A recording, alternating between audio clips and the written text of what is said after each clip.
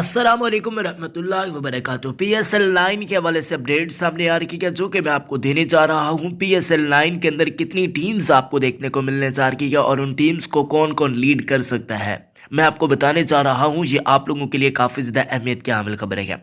सबसे पहले मैं आपको टीम्स के बारे में बता देता हूँ। उम्मीद है कि आप खुश हो जाएंगे बहुत ज़्यादा, तो इस वीडियो को लाइक अभी कभी कर दीजिएगा और चैनल को सब्सक्राइब कीजिएगा। आपके ख्याल में कौन सी दो टीम्स होनी चाहिए, नहीं आप लोग बता सकते हैं। बाकी आप लोगोज वगैरह देख सकते हैं। ये कुछ खबरें सामने आ रही हैं कि सियालकोट और फैसलाबाद की दो नई टीम्स PSL के अंदर ऐड कर दी गई हैं, जिसका जवाब जावेद आफरीदी भी दे चुके हैं। उनके ऑफिशियल अकाउंट से सामने आए गए सियालकोट और फैसलाबाद, ये दो नई टीम्स हैं जो कि आपको अगले सीजन के अंदर देखने को मिलने जा रही है।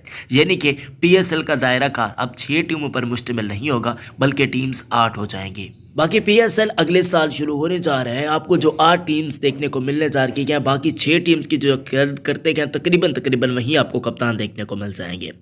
कोयटा ग्लैडिएटर्स के बारे से थोड़े से डाउट थे कि शायद कैप्टन तब्दील हो जाएगा, लेकिन नदीम उमर जो ओनर है उन्होंने कंफर्म कर दिया है कि सरफराज अहमद ही अगले साल भी लीड करेंगे कोयटा को। बाकी वहीं सारे कैप्टन आएंगे।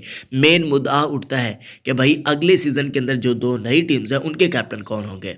तो मेरे हिसाब से इन दो टीम्स में से एक फॉरनर लाजमी कैप्टन होगा, ये मुझे ऐसा लग रहा है। बाकी आप लोग बता सकते हैं वो कौन से खिलाड़ी हो सकते हैं। बाकी बड़े बड़े खिलाड़ी आपको अगले सीजन के अंदर देखने को मिल सकते हैं।